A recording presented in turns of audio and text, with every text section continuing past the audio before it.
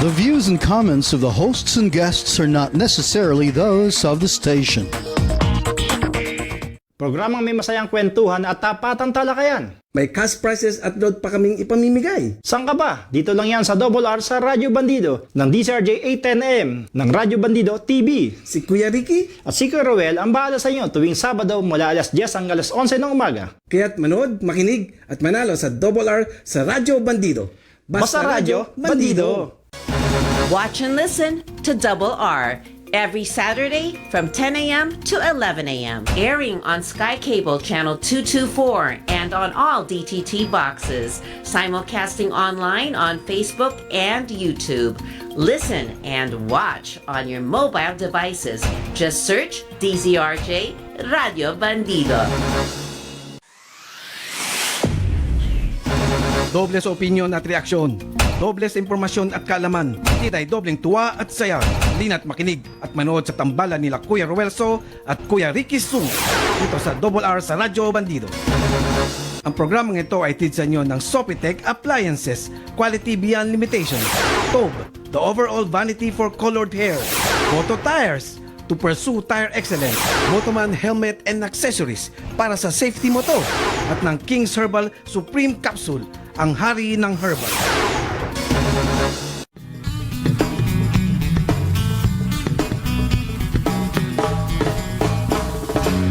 Ako po'y karaniwang tao lamang. Oy, magandang lalaki ang partner ko ngayon, si Ruelso. Good morning po, Luzon, Visayas, Mindanao. Good morning, partner Ruelso, Kuya Ruel. Yes, good morning partner Ricky Sunga. Marami bang nakikinig na mga kuya natin? Kuya sa Fraternal Order of Eagles, kuya. Oo, at saka siyempre sa aming NCR 90, Ilustrados NCR 90, lahat sila nakikinig. Sa amin din sa NCR West, si Kuya Gob, Jess Repiso, ng Coast Guard, Philippine Coast Guard. Magaling na official din yan sa aming si Gob. Mabuhay ka, Gob, Jess Repiso. Siyempre, sa aming ding presidente, si Kuya Manny Nieto, si Kagawad, ang dating chairman ng Ermita Manila Royal Eagles Club. Yan, mga nakikinig sa atin yan, ha. At sa buong siyempre nakapapakinggan tayo sa buong mundo, Kuya Royal, by live streaming, di ba? Ng Facebook at YouTube. At sa aming fan page na Camila, na share mo na ba? Sa ating fan page sa Double R sa Radyo Bandido, paki-like at follow na rin nyo ang aming fan page na yan. Double R sa Radyo Bandido. Siyempre, ang ating poll question. So, pag sila'y nakinig at nag-comment, may mananalo sila ng 50 pesos. Anim na winners na ngayon yan, Kuya Roy. Dati 5 lang, nag-upgrade ka na. Ito ang poll question namin. Pag talaga sa dating Senador Ralph Recto bilang bagong Finance Secretary, malaking tulong nga ba upang mapalakas ang ekonomiya ng bansa? So, i-share ang aming live episode o mag-comment at kayo mananalo ng 50 pesos load o 6. Ang poll question na, siyempre, hatid sa inyo ng Boto Tires, di ba? Boto Tires, na may malaking warehouse dyan ngayon sa may San Simon, Pampanga. Boto Tires and Winda. To pursue tire excellence. Okay. At kung biyahe ba kayo ngayon, ingat-ingat kayo, lalo na yung mga nagmamotor ko yung road. Yung cut ng cut. Di ba? Dami yan. Nasagi na ba kayo? Yan. Para protection nyo, dapat magkaroon kayo ng safety. Ano yung safety na yan? Dapat magkaroon kayo ng helmet, magsuot kayo ng helmet, lalo na ang gagamitin nyo Motoman helmet. Yan. Para sa safety moto. Magaling pala yung Motoman. Yan, may sariling planta yan, Kuya Ruel, sa may Kamang Yaman Street, Santa Maria, Bulacan. May nakita natin yung planta na yan. Diba? Talagang, they create jobs. Diba? Mga Pilipino ang mga empleyado niyan ng isang malaking investor na tayo dyan sa may Santa Maria, Bulacan. Kumbaga, proudly Philippine made yan. At saka yung quality, siyempre, hindi makakompromiso yan. Kaya kung dahil ang dami mga sulputang helmet pero kapantay nito di ba? Mamahal pero same din yung quality pero mas affordable. May high-end, ang nila para magkaroon makayanan ng mga masa tulad natin. Tulad ng mga nagbumotor, Kuya Roy, hindi man tayo nagbumotor. Yun ba? Yun lang, yung mga tayo. Kaya ingat-ingat, lalo na mga nagmamotor. Oy, Rizalin, si kami, nagmamotor din yan eh. Oo, umangkas pala sa motor. Good morning. Okay, Kuya Ren, ako, nabalita mo ba na dismiss ang kaso ni Pinay ni Congresswoman Franz Castro ng AK Party List, no? Labang kay Presidente Duterte, no? Base dun sa desisyon, parang wala daw kakayahan ang dating Pangulo na parang ipapatay ito. Pero bakit yung naalala ko yun pandemic yun nung may isang teacher nagbanta, di ba? Kung sino man makakapatay. Magbabayad siya. 50 million, no? Yun nga, mas lalong walang kakayahan. Teacher yun. Ito, dating presidente ito nagbabanta. Di ba? Parang fiscal, di ba? Parang kakaiba yata yun. Timbangin mo rin yun, no? Walang sufficient evidence daw, no? Pero yung doon sa hinuli yun ng mga NBI nang walang warat. May kilala pa ako isang taga ron, regional to, hindi naman sa NBI main natin. Na doon na yung kasama nilang na NBI, kinasuhan nung araw, Nag-agent, Regional yan, sa may, sabang probinsya yan, kuya, naalala mo ba yan? Alam ko, norte yan Parang yun, hinuli yung teacher na yun, iyak na iyak, biging nga, pero eto, piskal tingnan mo mabuti yan. Anyway, Kuya Ruel, nako, maraming mga pag-usapan ngayon dito. Number 1 violator to, MDA, no? Mamaya, sabi ng MDA, mga lawmakers, no? Okay, basahin muna natin mga piling balita nitong nagdaang linggo. Ito na nga, good news ba to? Unang kautusan ng bagong Finance Secretary na si dating Senador at Congressman Ralph Recto kumolekta ng trilyon piso sa gobyerno. Ayan ang kanyang unang kautusan, Sa panayam ng media matapos ang kanyang panunumpa kahapon sa Malacanang, sinabi ng dating kongresista ng 6th District na numero 1 niyang target ang 4.3 trillion tax collection. 3 trilyon daw sa BIR, 1 trilyon sa custom at 300 million sa tresurero. Samantalang hindi direktang sinagot kung isusulong ang tax reform.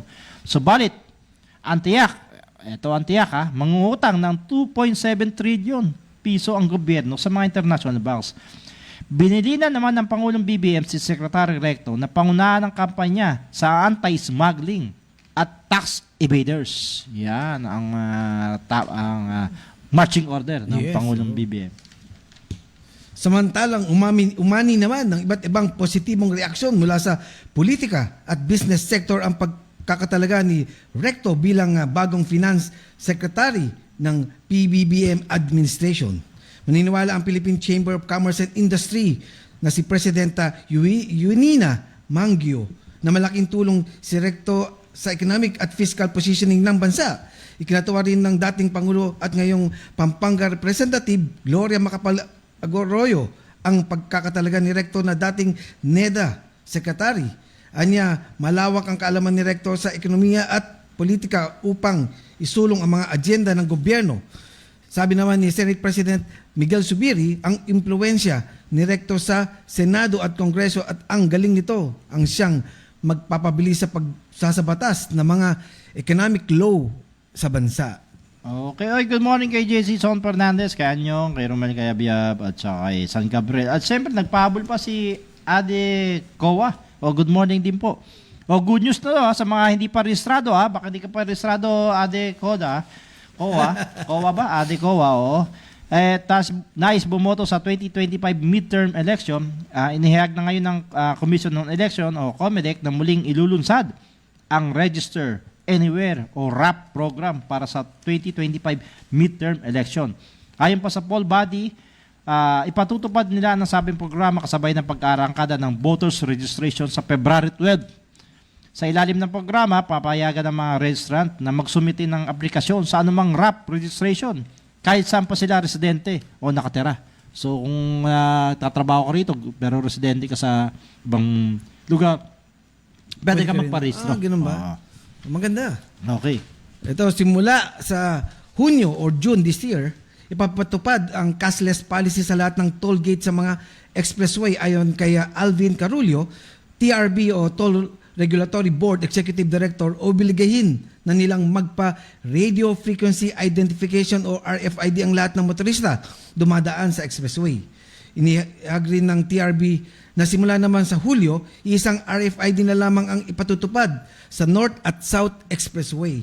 Ang auto sweep na pinapatakbo ng SMC ni Ramon Ang at Easy Trip ng MVP Group ay pag-iisay na lamang at maaring gamitin sa South Expressway at na pinapatakbo ng SMC gaya ng Southern Tagalog Arterial Road Tollway, Skyway Stage 3, Tarlac Pangasinan La Union Expressway, Muntinlupa Cavite Expressway, Ninoy Aquino International Airport Expressway. Samantalang ang MVP ng MPTC, ang North Luzon Expressway, NLEX Harbor Link, Subic Clark Tarlac Expressway, Cavite Laguna Expressway, C5 Link at Cavite Expressway. Isa na lang ba? Nakakalito kasi, di ba? Oo, Tsaka dalawa yung monitor mo, baka maubusan ka ng load dito, Oo load nga doon, eh. di ba? Tsaka talaga nakakalito yung gano'n. Dapat pag-isay na lang, common lang. Paro lang naman kayo, di ba? Paro lang naman,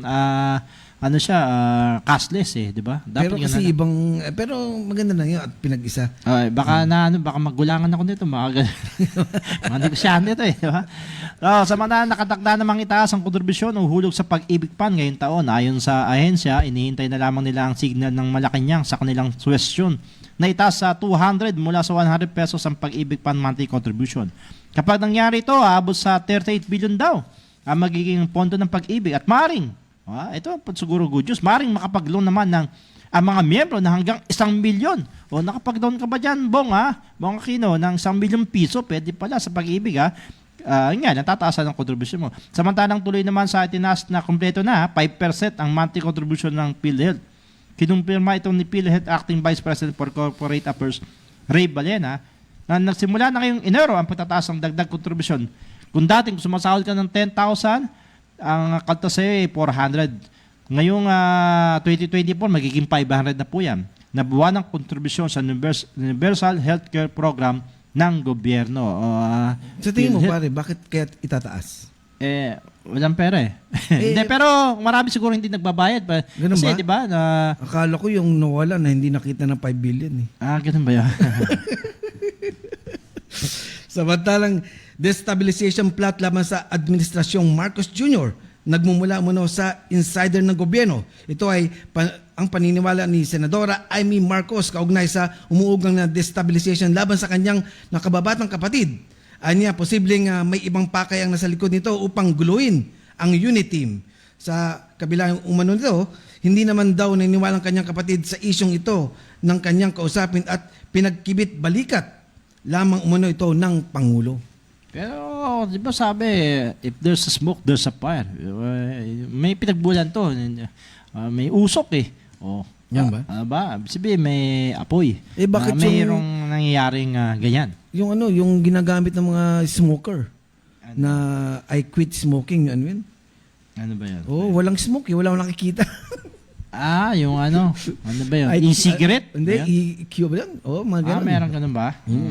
Sumabay sa trend uso ang UP, ang University of the Philippines. Kamusta na Presidente Angelo Jimenez, kaibigan natin yan, sa pag-aalok ng kurso para pag-aralan ang buhay ng sikat na singer na si Taylor Swift. Kilala mo ba yan, Kuya Roel? Taylor Swift. Actually, sa sobrang bilis, hindi ko nakilala. Ang kurso na tatawaging Celebrity Studies Taylor Swift in Focus na inaalok ng UP College of Mass Communication na nasa ilalim ng special topics sa broadcasting course. Ayon sa UP, nais ipaunawa ang malalimang pagsusuri sa pagkatao ng singer. Impluwensya nito sa musika at politika, kultura at iba pang bagay sa likod ng bilyonaryong singer. 1.2 billion ng net worth na at the age of 34 lang. Una nang binuksan ito sa ibang bansa, gaya ng Stanford University. Diyan ka galing, Kuya Roel, di ba? Dito ako, Harvard University. Yan.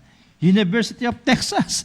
New York University at sa Ghent University sa Belgium nagbukas. Kasi ang buhay ni Taylor Swift biktima siya ng bullying, Kuya Roel. Tapos yung mga song niya about love, hate and relationship na nakaka-relate ng maraming kabataan. At very biktima siya ng bullying. Tapos magandang buhay nito Tapos very patient, tsaka ano siya, ano mo yung what you call, compassion sa kanyang profession. Talagang kahit na sa kabila ng mga obstacle, ayan, sumikat nga siya. Kaya nga sa edad pa buhay, lang, ha? yung mga failures mo, Oh. huwag mo laging intindihin gawin mong challenge yan sa'yo. Ayan ha, makinig ka, Shynet ha, good morning. And daw sabi ko yan, Roel. Nagulat ako sa sinabi mo. Ano yan? Sabi mo, galing ako sa Stanford. Oh. Pero ang ginawa ko lang doon, tumayo. Kaya Stanford. Ikaw naman, Harvard. Pero yung Harvard mo, Harvard. So talaga, nanawagan naman si Pope Francis para sa universal ban ng surrogate motherhood kabilang na ang pagiging commercialized nito sa pagpapaanak. Ayon sa Santo Papa, sinasamantala ang kahinaan ng mga mahihirap para magkaroon ng anak ang isang mag-asawang hirap na magkaroon ng anak o walang anak. Tinawag pa ito ng Santo Papa na uterus for rent, kung saang inaalok ang kanilang pagkababae para mabuntis at mailuwal ang isang sanggol para sa isang magkopol. Ayon kay Merlinda Abulencia, sabi, Masantol iya kabusaan kabandido. Parang good morning to. Kapampangan ba to? Tama ba? Masantos siya kabuwasan kabandido. O parang good morning kabandido yata to. Kapampangan si Melinda Abulencia.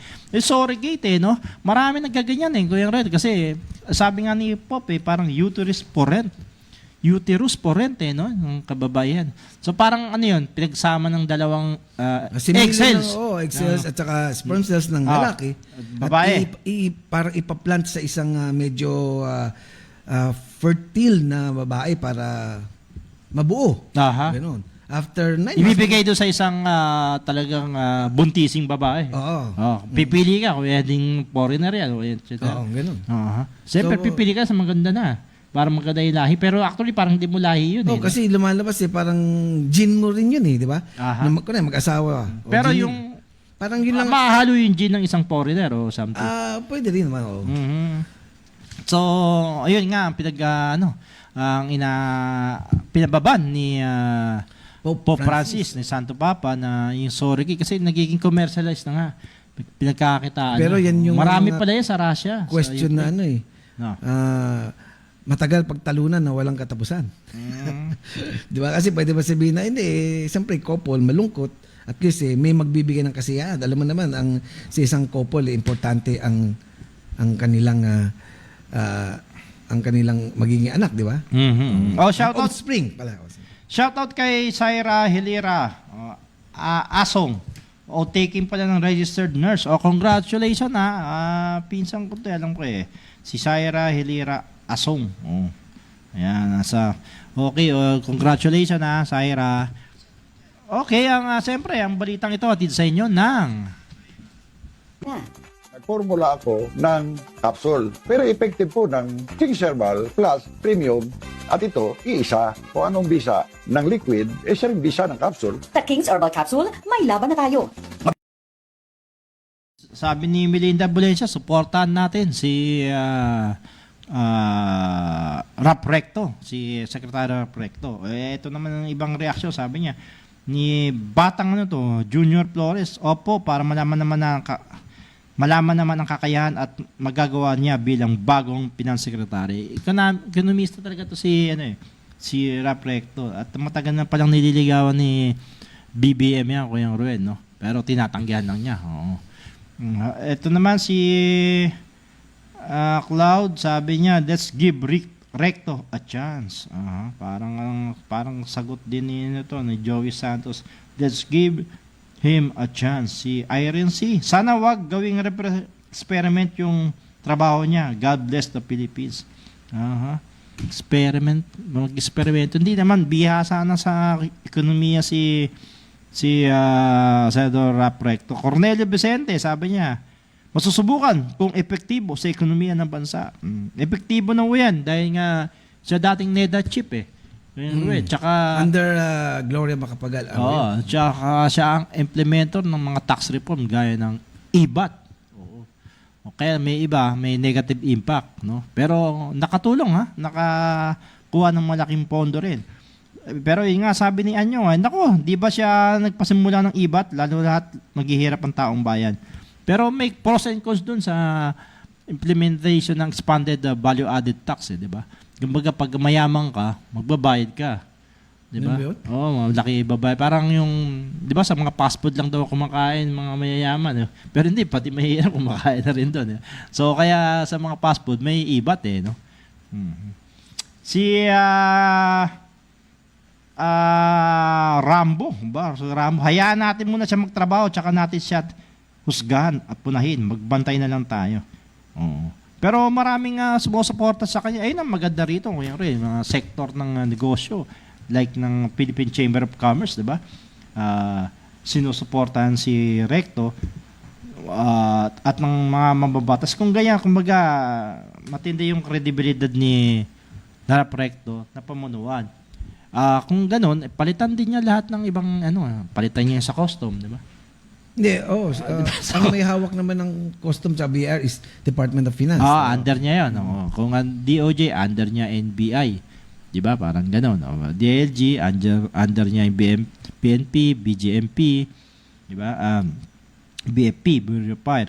Pero ito, direkta niya under, kaya ang gusto niyang dapat makakolekta ang custom ng 1 trillion. Yun ang hinihiling niya. Pero nagulat nga ako kasi mas malaki pa pala ang kokoleksyonin ng BAR kaysa custom. 'Di ba? Tingnan mo, parang 3 billion. Something 3 Yung billion. BAR, parang ang bayad mo, parang once lang, di ba? Yung custom, everyday may container pumapasok eh. Kasi siguro maraming negosyo. Sa bagay, mas Target maraming din niya yung mga tax evader Maganda rin yung tsaka yung smuggling, yan ang mahalaga. 'Di ba? Imbis na magbayad nga sa gobyerno. Sa tingin mo, 'di ba? Mamaya natin pag-usapan ko medyo mahigpit din no? Mahigpit, mas okay kung mahigpit, pero tingnan natin kasi dati siyang NEDA secretary rin ng panahon ni dating Pangulong Gloria Macapagal Arroyo. At naging maganda naman din ang ekonomiya natin ng mga panahon. Tsaka tinuturing niyang genius yan sa Kongreso. Na-meet ko na yan Kuya Ruel ma-appointing kaya si Atty. Vladimir Cabigo, kaibigan ni Atty. Vladimir kami sa Recto at nakasama namin yan doon. Panahon ng OID po, naging testigo pa sa korte si Senador Harap Recto na lumalaban sa monopolya ng Big Three oil companies, At mabait na mayroong opisina yan diyan sa may Annapolis At diyan namin siya pinuntahan. At napakatalino at saka very very kind. Very respectful person. At sa tingin natin maganda yung pagpili niya diyan. Kung mahina ka sa ekonomiya, ito na leader, ito kunin mo si Harap Recto. Sabi nga ni yun nga. Malalagay dyan, dapat talagang may integrity, di ba? Maniniwala. Kaya nga maraming sektor na naniniwala sa kanya, Kuya Ruel. Okay. Anyway, basahin natin yung iba pang reaksyon, Kuya Ruel.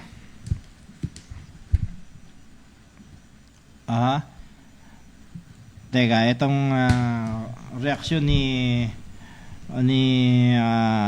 Arnel Kabubas. Opo, para malaman na ating kakayahan ang magagawa niya bilang bagong Finance Secretary. Si Christy Largo sa ngayon di pa masabi. Tingnan lang po natin. Susunod. Kumbaga abangan ng susunod na kabanata. Sabi ni Romel Kayabyab, okay naman siya, epektibo yan kasi mismo ang Pangulo pumili. Masusing pumili si BBM. Susi ba? Bakit? Hindi ba masusi rin si Jokno? Pero magaling din si Secretary Jokno. Di ba bago naging DOF Secretary si Secretary Jokno is parang siyang humawak ng Bangko Sentral? Tama ba? Oo. Tapos in-appoint ng... ngayon, nasa Bangko Sentral uli siya. As a monetary board. Hindi, pero as a member ng monetary board. At ang lalaki ng sweldo niya. Lalaki ng sweldo niyan. 2 million o 3 million. Siyempre, wala mo ba naman Bangko Sentral? Ang dami pa.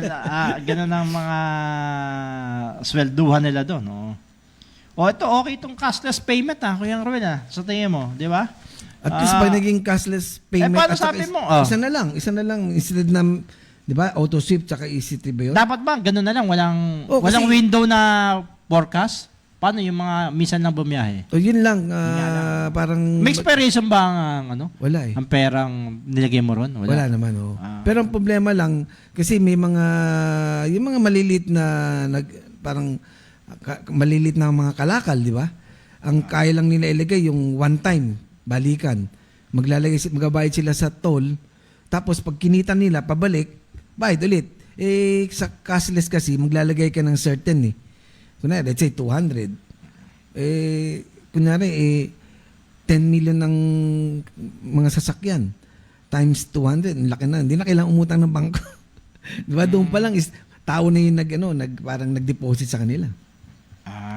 Ganun ba? So,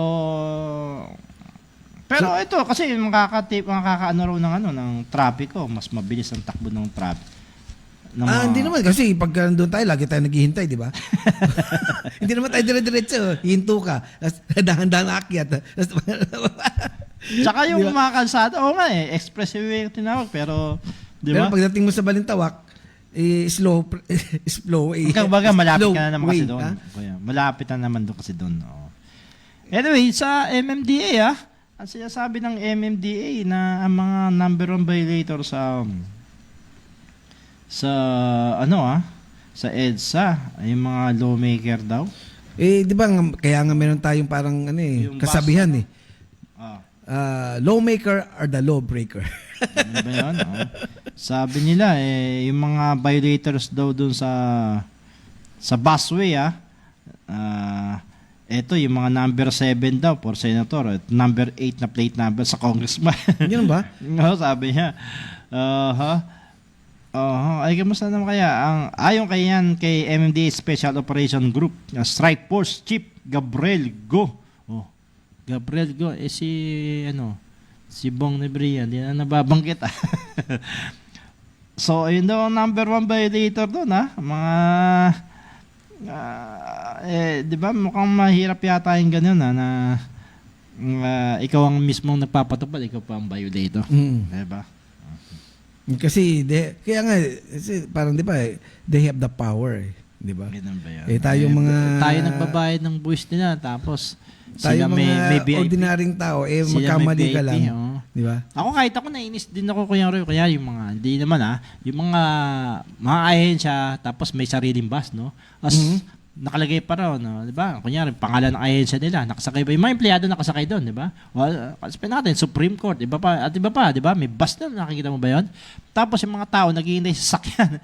Dapat kung mayroon kayong libreng sakay sa mga empleyado nyo na, di ba? Wag mo na ilagay yung impronta yung nakalagay kung saan kayo opisina, yung bus na. Ang laki-laki, di ba? Nakakaya Yung ahensya ng government, di ba? Nakakaya kaya yun. Tapos yung mga taong nagbabayad. Kami nagbabayad, tapos sila libre sa akin, kami wala. Naka-aircon pa. Ito, nahihirap sumakay, di ba? Kaya ako nakaka-insulto kaya yun. Yung, meron pang nakalagay, Office of the Vice President. Tapos, di ba? Tapos ikaw nagbabayad dito. Diyan ba napunta confidential pa? Ay, nako. Di ba? Sa akin, para sa akin, nakakainsulto. Kasi naghihintay ka sa akin, pagkahaba-haba sila, conveniente. Na nakasakay sa isang aircon. Okay parang lang hindi patas Sana kung pagdating mo doon sa department, talagang trabaho. Hindi nagpe-Facebook. Hindi, minsan kunwari pupunta ka doon sa sa departamento. Hindi naghintay ka matagal. Isang oras saka ka nakasakay, jeep, siksikan pa. Sila naka-aircon. Pagdating mo doon, ito yung sumakay doon. Pero sana may ginagawa pa kami.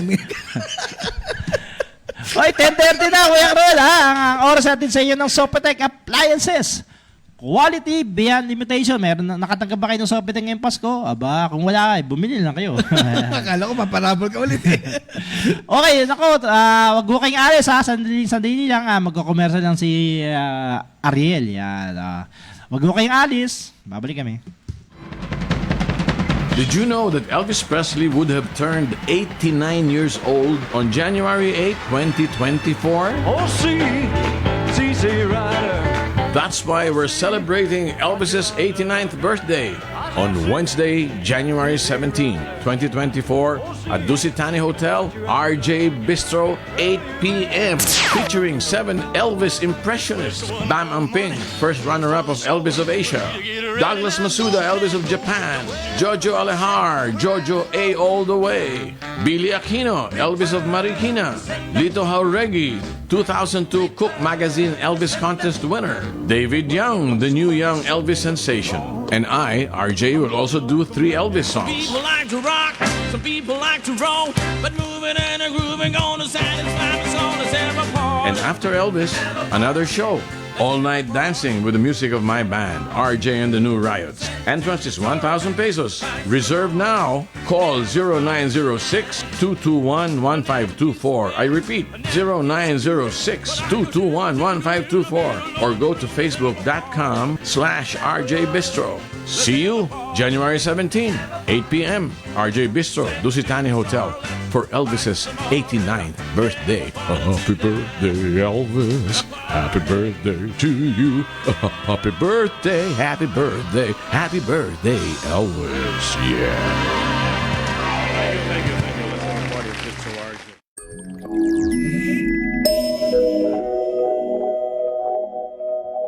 Programang may masayang kwentuhan at tapatang talakayan. May cash prizes at load pa kaming ipamimigay. Saan ka ba? Dito lang yan sa Double R sa Radyo Bandido ng DCRJ 810M ng Radyo Bandido TV. Si Kuya Ricky, At si Kuya Ruel ang bahala sa inyo tuwing Sabado mula alas 10 hanggang alas 11 ng umaga. kaya't manood, makinig at manalo sa Double R sa Radyo Bandido.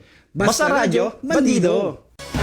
Watch and listen to Double R every Saturday from 10 a.m. to 11 a.m. Airing on Sky Cable Channel 224 and on all DTT boxes. Simulcasting online on Facebook and YouTube. Listen and watch on your mobile devices. Just search DZRJ Radio Bandido.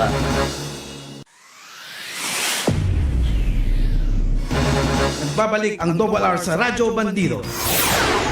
Ang programang ito ay hatid sa inyo ng Sopitech Appliances, Boto Tires, Tob Colored Hair, Motoman Helmet and Accessories at ng King's Herbal Supreme Capsule.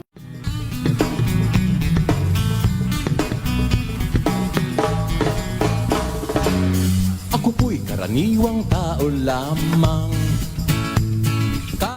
Oy, Yes. 10:33 na lang pala ng umaga. 10:33 ng umaga. Ang oras natin sa inyo ng BTS, Blue Top Shirts, 100% cotton. Eh, nakikita nyo ba sa mga nanonood sa amin sa Sky Cable Channel 224, tsaka sa mga YouTube, tsaka sa Facebook, ha? Itong t-shirt pala BTS pala to, Kuya Roel, ha? Kaya pala Ito maganda pala, yun. BTS pala to, ha? Thank you, Egibet, pakurot ha? nga. BTS, ngayon ako nag-teaser dito. Nakita ko. Yan, itong official shirts ng RJTV. Yan. Oy, good morning kay Choi Bueta. Oy, All the good best morning. for Double R sa Radyo Bandido in 2024. Yeah. More broadcast success to you both. Aha. Ito kay JC Fernandez, malaking tulong siguro si Mr. Recto dahil sa karanasan niya. Hoping po at tignan na lang. Yan. Okay. Aha. Ayon kay Pangulong Ferdinand Marcos, meron siyang 177 na National Capital Region na pulis, ang naharap sa kasong droga. Sinampahan na. Ayan. 177? Oo. Mga opisyalis ba? Halo-halo na. Ano mo yung mga kaso nila? Ito. Drug-related offense to, including planting of evidence. Yan kaya nakakasukang pinapaplantahan ka tapos masusustensya ka na hindi mo naman ginawa. Oo. Kaya matindi ang dito ang pinataw na parusa sa mga pulis na nagpa-plant ng evidence. Unlawful arrest and excessive violence. Dito lang daw yan, ayon yan kay Pangulong Marcos. Dito lang yan sa NCR. At, pero meron na silang mga 151,818 court cases na sinampa sa Department of Justice. At 121,000 dito at 582 ang nakulong. So, nakulong. Buhay. Di ba?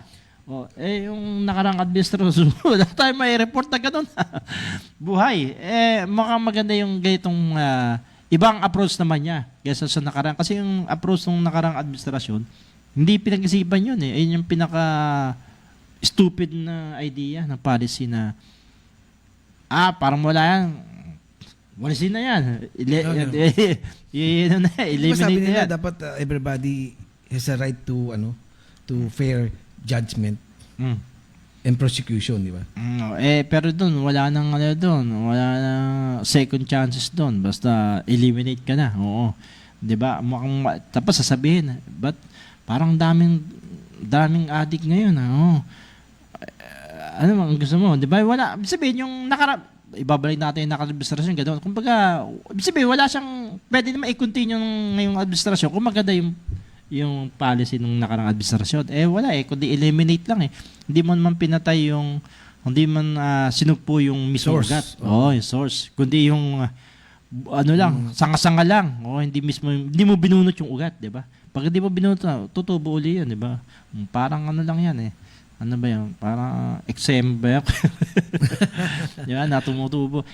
Dapat, walisin mo yung pinakaugat ng problema. Hindi yung, Pero maganda naman kay Presidente BBM. Iba yung approach niya. Hindi, kaya ngayon yung sasabi Ni-educate natin. niya kung ano yung Kaya ngayon magiging- yung sasabi natin, Kuya Ruel. Kumbaga, ibang approach niya.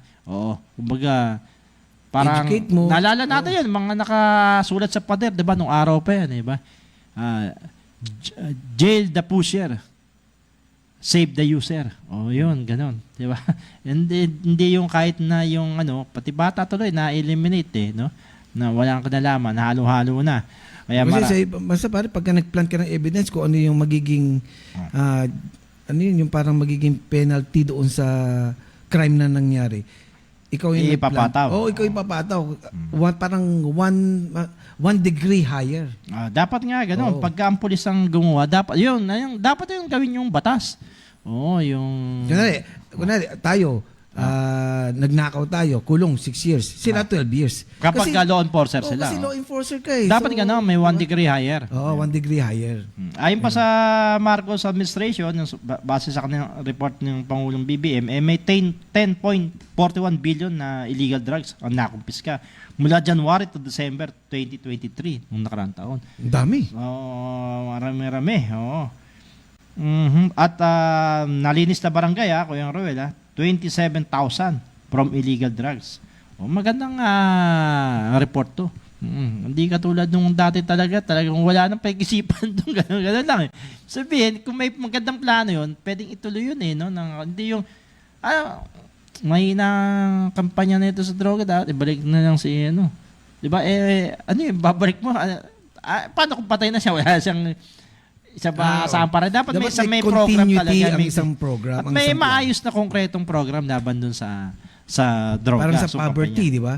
Dapat meron ka talagang programa para ma-lift o matanggal, eradicate ang poverty sa Pilipinas. So hindi yung ngayon bigyan mo na pagkain, paano kung hindi ka na presidente, hindi ka na magbibigyan ng pagkain, di ba? Hindi ka may concrete solution, yung may long term, hindi lang yung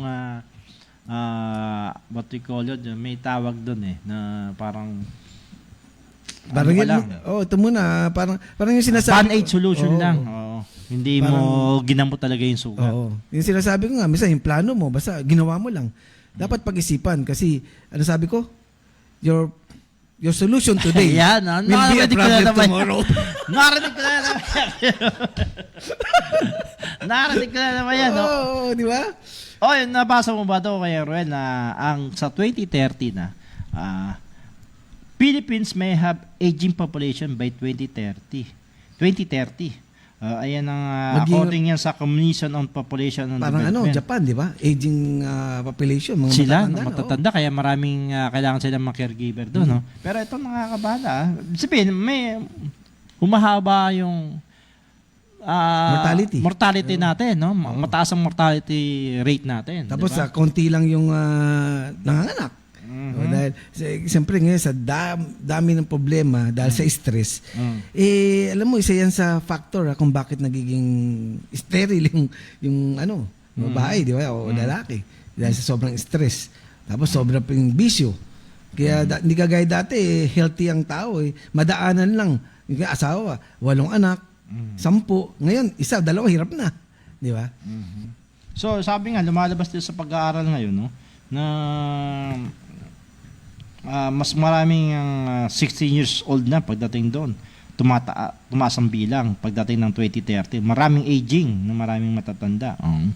At sana maging may programa para rito, Hindi katulad sa ibang bansa, 'di ba? Alagang-alaga nila yung mga old people nila, 'di ba? So dito mabayaan na lang, tapos wala na yung, 'di ba, kawawa na. Kasi kaya nga pag wala kang ipon, nako, mahirap na. Mabuti pa sila. Oh. Pero maganda naman kasi si BBM, meron silang parang ayusin nila yung health na ano, 'di ba? Yung health insurance natin, 'di ba? Ayusin, kaya nga tataasan yung mga PhilHealth dahil sa para ma-comply o makayanan ng PhilHealth. Asikasuhin yung mga pangangailangan with regard sa health ng ating mga kababayan. Okay. Tama naman. Yun ang importante. Dalawa lang daw ang kailangan natin dito. Yung kumain at yung kalusugan mo. Diba? Kung hindi mo siya alagaan, health is wealth nga. Ngayon daw ang taon talaga dapat alagaan mo yung kalusugan mo. Diba? Dahil sa dami ng mga kinakain mo, ayan, nga pala sa Baguio pupunta ba dyan si Camila? Diba? Yung Nagkaroon ng parang epidemic, parang gano'n. Diarrhea outbreak, maruming tubig. Diarrhea or gastroenteritis. Yun na, doon din, kasi nga, ang daming nag-i-ebs.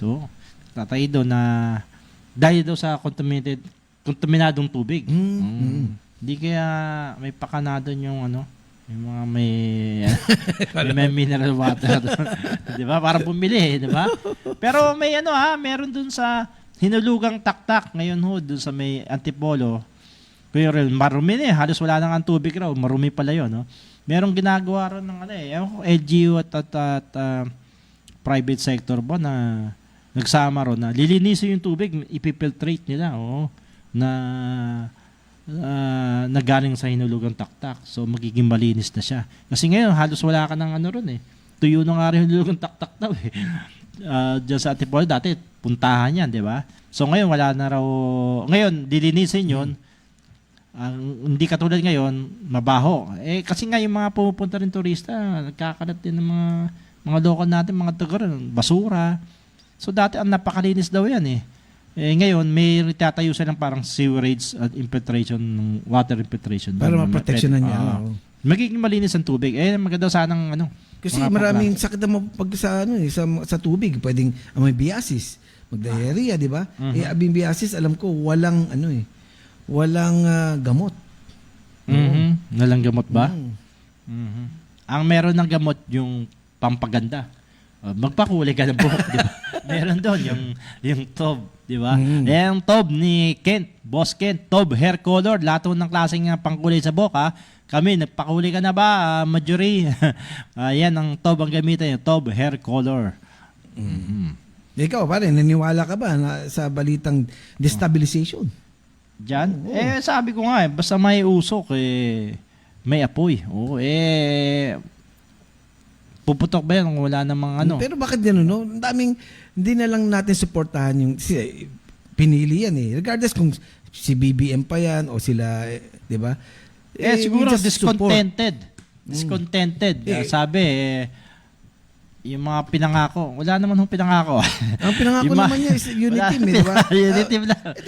Alam mo, number one dyan is talagang dapat hindi tayo nag-aaway-away, nagtuturuan, nagsisisihan. Dapat, kaya nga unity. Dapat, di ba? Sabi nga nila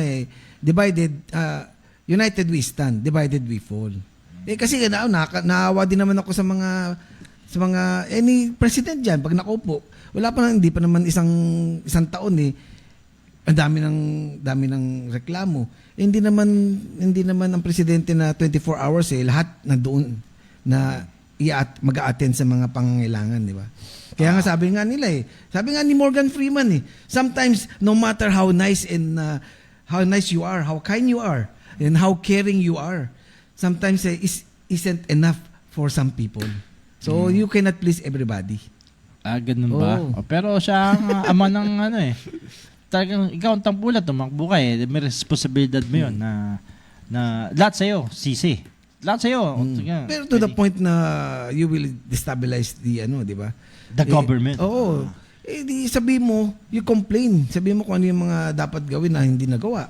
Hindi yung magkaplano ka against sa isang presidente. Di ba? Regardless yan kung si BBM yan, kung si Duterte yan, kung si Gloria, basta support natin. Kaya nga sabi ni Kennedy, di ba? Do not think what the government can do to you. Think what you can do to the government. Ganun ba yun? Okay. Ito, reaction pa dun sa tanong natin na na pabor ba kayo? I mean, malaking tulong ba si Rap Recto sa Marcos administration, Marcos Jr. administration? Sabi ni, ito napakabang ni Rudolph Villaseñor, Kuya Ruel. Oh, ang haba ng komento niyan. Baka sabi niya, baka hinabahan ko yung komento ko, baka mabunot ako. Mahaba eh. Ganun Sabi pala yun. niya, sana. Ayan. O si Luisa May Bisperas, hindi po raw, sabi niya, ba't kaya si Mar Torres, absolute power corrupts absolute action ba? Ano mo to?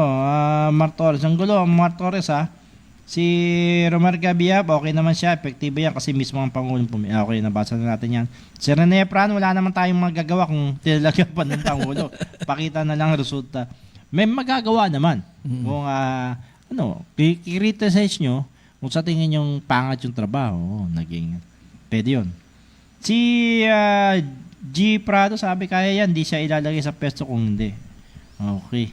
Ayun. Oy, batiin muna natin mga DCRJ family, mga matin sa post-Christmas. Siyempre, number 1 niya, si Vivian Velez, double B. Meet double R. Ayan, yung kaibigan natin si Boss Johnny Gomez, di ba? Si Tita Carmen, nandiyan rin, active na active. Oo, napabigay pa nga ng pera, hindi tayo nakaabot. Dapat may gano'n get together. Baka yun ang kailangan ng PBBM administration, Kuya Roy, mag-get together muna sila. With our di ba? Baka pwede na tayong imbitahan. Usap-usap muna sila, banding-banding. Baka yan ang dahilan kaya nagkawatak-watak ang unity. Kaya kailangan ng banding, no? Ganun ba? Kahit saan yan, kahit pamilya mo yan, kailangan yung mag-banding. At saka siyempre, hindi lang banding. Siyempre, kailangan mo rin magpa-beauty. Aha. Oo. Ang aga pa, Kuya Ruet, sarado pa yun. Sarado pa, pero 11 pa yun. 11 na nga ngayon, everyday pa ang bukas. Dahil dami talaga nagpapa-beauty. Baka na ba nagbubukas ang creative? Dati, diba, creative last alone. Dati ano yan 6 days a week lang. Ngayon? Ngayon, 7 days a week. Wala na. Pero hindi naman 24 hours yan. At saka hindi rin kagaya ng kinanta ni Beatles, 8 days a week. Creative nail last, saan ba matatagpo yan, Kuya Roy? Sa 72 South Scout Alcaraz, Quezon City. Alcaraz, hindi sa Alcatraz. Akala ko sa Alcatraz yan, malayo yun. Wala tayong kliyente ron. Okay, so creative. Bukas na siya? Hindi, mga 10 minutes na lang. Bukas na sila. Bukas na. Bumili na kayo. Yan. Okay. Anyway, Kuya Roy, sa tanong na, malaking tulong ba si dating si Congressman Rap Recto? Yung iiwan pala niyang pesto na congressman siya ng 6th District ng Batangas. Sino kayo papalit? Pansamantala si Speaker Martin Romualdez. Akala ko pagka wala siya, yung vice, yung second ba? Hindi. Depende yun sa partido kung sino yung partido ni Nationalista Party to si Congressman Rap Recto. So pipili yung partido kung sino yung papalit sa kanya. Allowed yun, allowed. Allowed yun sa Okay, Kuya Roy, ikaw ba sa tingin mo si Secretary Rap Recto ay malaking tulong? Ayan, sa ating siyempre naman kasi actually sa isang organization yung leader importante, di ba? But the leader cannot fulfill or parang maayos niya yung economy without the help ng mga kasama niya. 'Di ba? Maski nasa business sector, sa mga businessmen dapat tumulong din. Hindi naman yan one person na trabaho It's not a job of every single person. Lahat yan, buong organization yan. Okay, sa atin naman magaling to si Rap Recto. Kung kilala mo sa Rap Recto, apo siya ni dating senador Claro Mayo Recto. Na nag-exam hindi nag-exam, kinriticize yung exam, di ba? 2 beses sa bandang uli. Sige na nga, 99 point something. Tama? Ba? Sa exam, di ba? Sa bar exam. Hindi naman 99. I think 99 ba? Wala pa. Sa mga magagaling na mga nag-exam sa bar, isa siya di ba? Top 1, Oo. top 1 ba? Oo. Maski na ang ating dating Ferdinand Ngayon, Marcos. nasisiraan yung recto pangalan kasi pag sinabing recto, graduate ka ng recto. Ba't pa pinangalan yun doon, no? Sa UBEL, sa recto, no? Ayun ang sumisira ron. Pero kukunti na lang daw. Tsaka mga second hand book, kung gusto mo bumili, doon, mabibili mo ron. May mga kinopya na Xerox, photocopy na mga aklat. Doon yun sa recto. Pero si recto magaling yan. Sa tingin ko malaking tulong yan. Ang pangit lang Kuya Ruel ewan ko pero Akala ko sabi, ang pangit lang, hindi maganda. sinabi pero mangungutang tayo ng 2 points. Actually, yung kikita Trillion. tayo, pupunta lang sa interest. Base doon sa pag-aaral ng isang ekonomista ng Ibon Foundation, halos kalahati ng pondo ng gobyerno binabayad natin sa utang. Oo. Hindi ginagastos kundi binabayad sa utang. Oo. Kalahati 'yon Tapos yung 30% ninanakaw siguro. Oo nga. Kaya nga no matter how good your Secretary of Finance, if you cannot eradicate the corruption, diba, the bureaucracy, hindi magiging successful. Dahil yung kikitain mo, ilang percent mapupunta sa bulsa ng iba. Di ba? So, palaki na palaki yung budget mo, yung gastos mo yearly. Di ba? So, laki. Siguro sabi nga ni Rap Recto, Secretary Rap Recto, sabi niya, ang target nga niya yung custom, yung treasury, tapos yung BIR. Targetin din niya yung mga nagdanakaw. Kasi, di ba? For example, di ba, sasabi natin, tinanong ko kanina, magtataas ang PhilHealth ng collection. Contribution. Bakit, contribution. Bakit hindi mo ba't yung 5 billion na nawala, hindi mo nakuha? Di ba? So, saan napunta yun? So, kukunin mo na naman sa mga legit na negosyante. Tapos yung kumuha okay, nag-fiesta, walang nangyari. Babay na. Oo, di ba? Kaya paano magiging maunlad tayo kung merong mga ganun? Na dapat napunta sa bayan, pero napunta sa bulsa. Pero parang mababaw dahil ang utang natin lumalabas ng something 14 billion dollar ba? Parang gano'n. Trillion something. Ano ba yung latest na utang natin? But still, yung mga Pero di naman daw masama mga utang, di ba kuya? Ang mga negosyante, walang negosyante walang may utang maski na maliit na di ba? Punta ka doon sa sari-sari store, tingnan mo. May utang ba dyan si Ruel? Sa marami. I mean, yung mga pagkatayo ng isang negosyo o mga negosyante, walang negosyante yung walang may utang. Oo, wala. Diba? Dahil siyempre, kailangan mo ng revolving fund pag may negosyo ka. Di ba? So, saan ginagamit yun, kuya? Hindi, kasi may mga sometimes yung biglaan surprise ng mga gastos. Kagaya niyan, nagtayo ka for example, sa isang salon lang, nagtayo ka. Okay, ito yung ito yung budget mo, magpapagupit ng buhok, di ba? Ito yung mga gamit mo. Biglang nagre-request sa mga customer mo, wala ba kayo para sa cute? Sa nails, para sa mga... Bibili ka ngayon? Siyempre, additional, mo yun? Diba? Kung expenses. wala ka nun, additional expense, additional capital to infuse mo yung capital. Wala ka nun. So, mangungutang ka. Kapag hindi mo naman ginawa yun, hindi babalik ang kliyente. So, kailangan mo talaga sometimes umutang. Pero sa mga bangko, nag-aalok talagang mangutang ka ng mangutang no? Di ba? Ang mga bangko. Oo. Di ba? Na pautangin ka naman. Pautangin ka, pero siyempre, may mga policies at saka requirements para pautangin ka. Siyempre, minsan, ang titingnan ng business mo, longevity niya, kung kailan ba ang business mo, kung 5 years na ba. Kung half year lang, siyempre, hindi ka papautangin. Mamaya, biglang mo wala, hindi ka, di ba, titingnan nila kasi yung financial statement mo, kung kumikita ang company, bago ka mga utang. Kung lugi ka, papautangin ka ba? Oo nga. Si Ma'am Marlene Crag, kung malapit-lapit lang daw, doon daw magpapaayos ng sa creative. Pero ngayon, maaga siya nag-makeup ngayon para sa kanya. Good morning dyan. Nasaan pa si Ma'am Marlene Sa Crag? Denmark. Mga Danis. Diba? Ano raw pera ron, sabi niya? Dollar ba? Euro pala. Euro. Okay. Ako, siya nakapunta ng ng Denmark. Ako hanggang landmark. Diba Landmark, mahal din sa landmark. Oy, good morning Attorney Alex Tantongco Lopez. Mga Tantongco yan. No? Ayan, good morning. Siya ngayon ang chairman ba, ng Philippine Reclamation Authority. Kaibigan natin yan. Oy, good morning din kay chairman Kuya Roel, si Johnny De La Cruz. Oo, maganda pala yung naging maayos doon sa Quiapo. Sa translasyon. Oo, translasyon. Yung meaning pala ng translasyon, parang yung holy transfer o sacred transfer. Sa salita. Dahil ang original naman talaga nandun sa Luneta noon, nung itatransfer sa Quiapo yung imahe. Oo, so translasyon.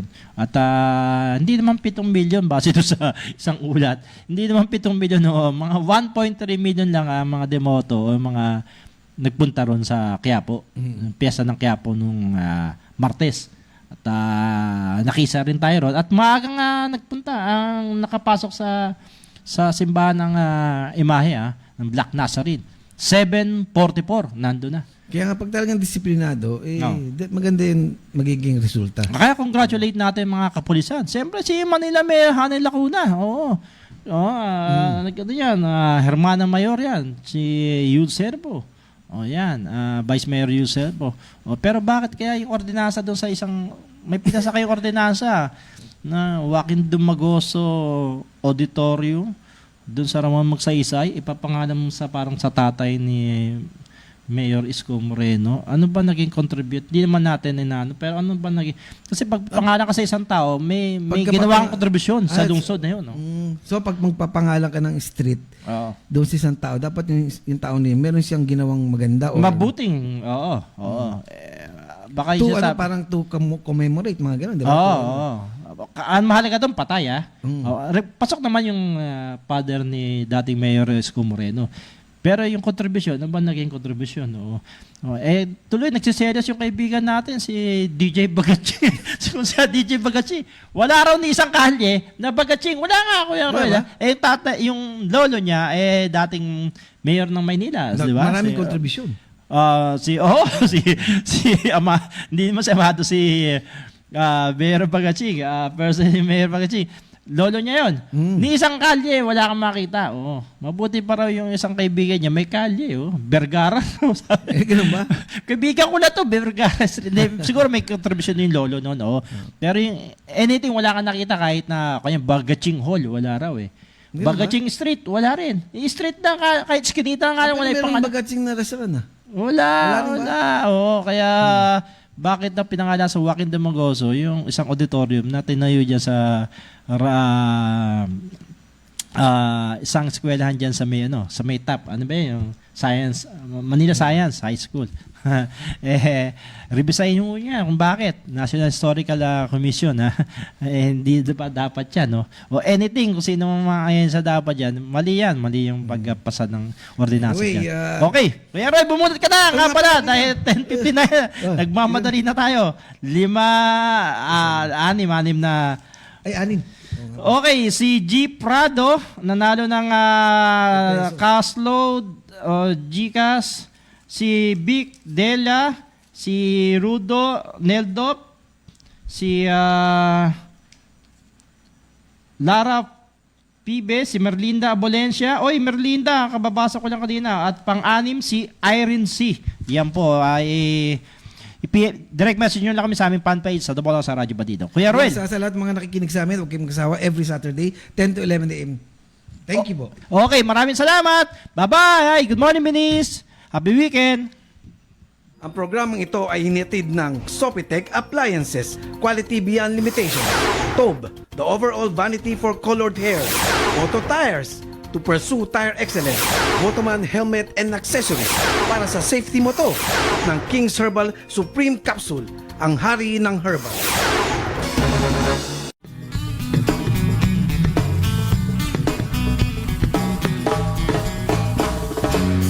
Ako po'y karaniwang tao lamang. The views and comments of the hosts and guests are not necessarily those of the station.